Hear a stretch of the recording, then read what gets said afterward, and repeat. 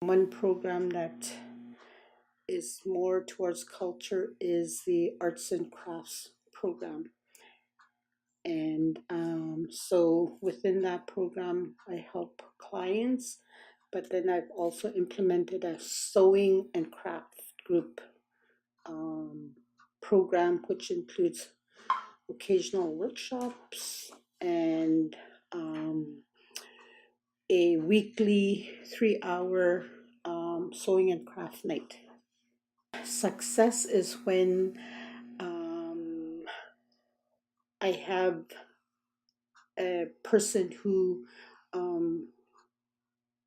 comes to the sewing group or to the crafts group or to a workshop wanting to learn how to create an item, and they leave with a completed item, having gained the knowledge how to create that item. Like, say for instance, they wanted to learn how to bead a moccasin upper, or to put an upper together, or a pair of traditional mitts. They utilize the program and are able to learn how to put and create their own mitts or moccasin or beaded item. It's mainly the ladies that take advantage of this program. I haven't added programs for the men yet, although I invite the men to come to the sewing and crafts evening, because we have the hall use where they could use part of the space to create traditional items. So far, it's just the ladies that come. So we have a number of young ladies and some even middle-aged ladies that learn how to make these traditional items and learn how to bead.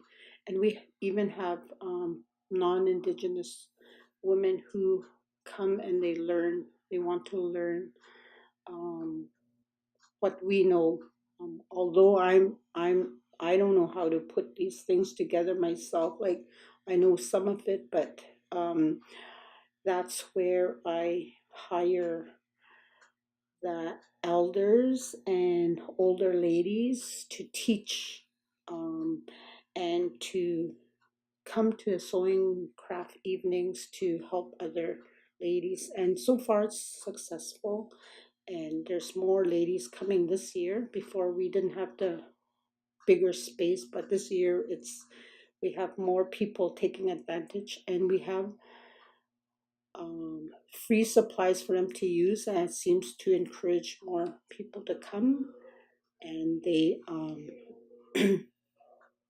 some of them don't even know how to start a beaded item, so even that simple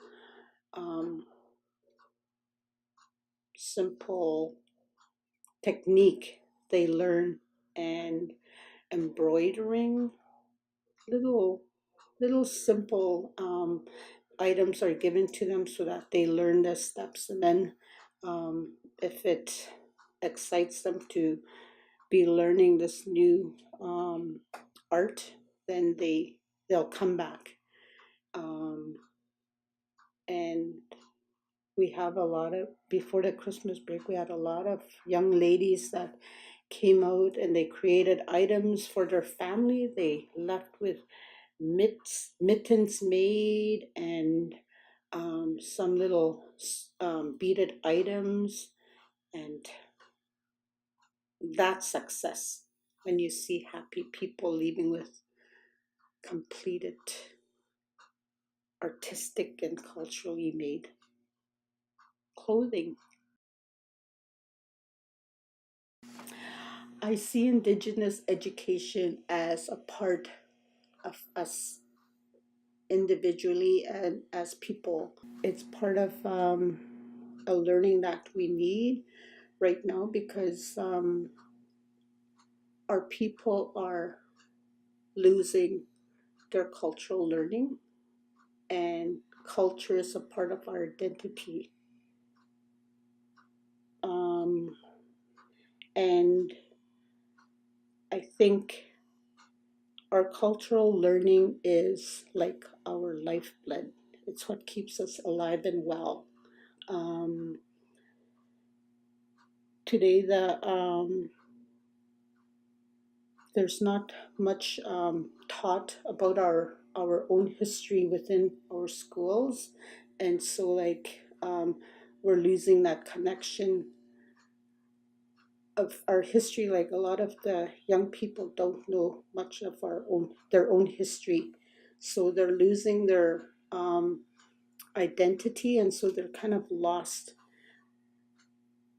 To have pride within yourself, you need to know where it came from. So I believe Indigenous education needs to be implemented quickly within all levels of education, from daycares right to post-secondary, because right now our young people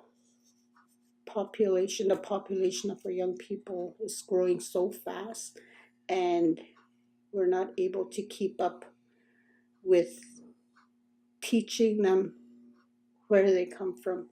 And that's so important. And so right now you see the young people getting more lost and lost because they don't, they're losing so much in such a fast pace that um, it's really, it's not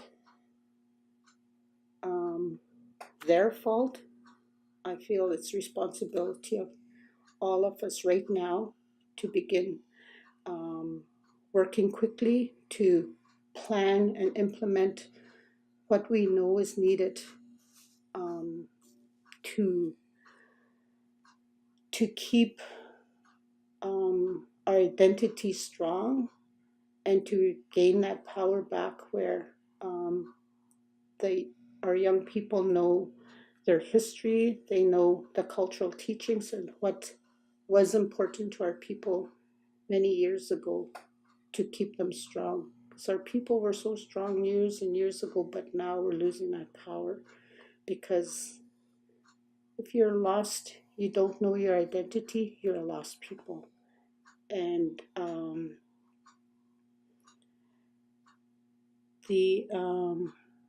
I feel like because we're losing our identity, that we are a dying people. We may be here physically, but then our identity is dying.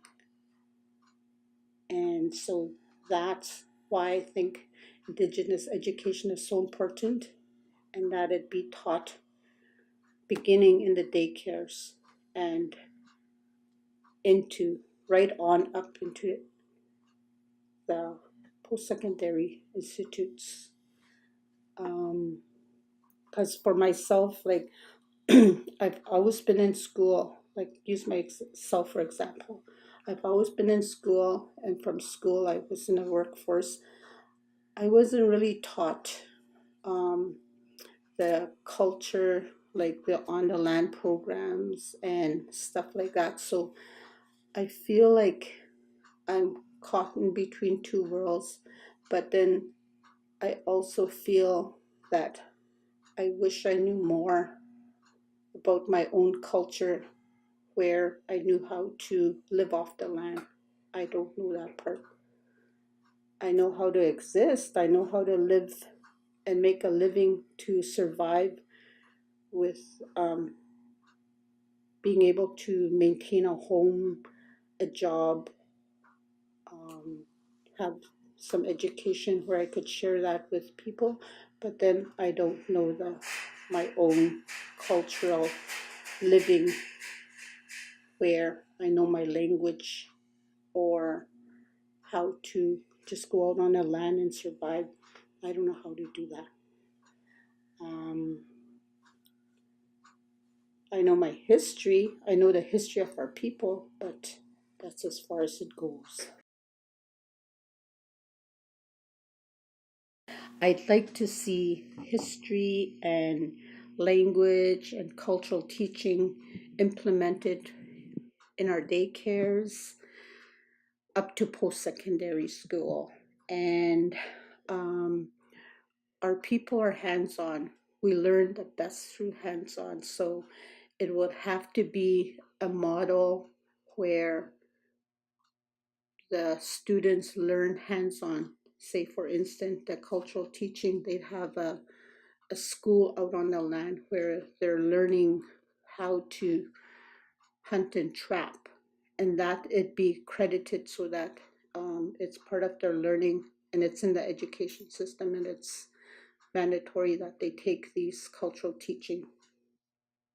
And that's the model I think would work best. I see it slowly being implemented. Um, Although I wouldn't mind that it be implemented a lot faster, but right now in the NWT we have the um, residential school course being implemented in the school, and for some parents it's difficult for them to have their children being taught this way, but um, I think that um, maybe it could be approached, it could have been approached different. That maybe the parents should have been um, brought into what was going to be implemented in the school. The parents, it was done so quickly. The parents didn't know what the students were being taught, and some students, it affected them so harshly. Some were shocked because they didn't know anything about what their parents or grandparents went through, so it was really harsh on them. And so I think when implementing something that's so negative and hurtful, that better planning and thought be put into something like that. But then for the other parts, like the cultural teachings and stuff, I think that's really important, and that a lot of work has to be put into it. So I think in 10 years, I don't see very much change happening, and unless the government is fully on board. And right now, I don't see our government fully on board. So I see it moving very slow. So in 10 years, I don't see very much happening. I have to look for funding for clients. They're basically looking for funding to help them with their projects, or creating a program. And the resources I usually find useful are government departments, which within our territorial government we have the Education, Culture, and Employment Department, which is ECE. We have ITI, which is the department that funds my program. They have arts and crafts funding. The Energy, Natural Resource Department, which is ENR, have the Take a Kid Trapping, Take a Kid Harvesting program. So those are the three main government of the NWT departments. I will help seek funding for clients, but there's also federal departments like CANOR, and which may have some funding that helps in culture and arts and economic development. And also there's the Business Development Investment Corporation out of Yellowknife, which has a grant pot which can help artists and trappers. So there's mainly those are the departments I go to help clients to get funding regarding anything cultural and traditional.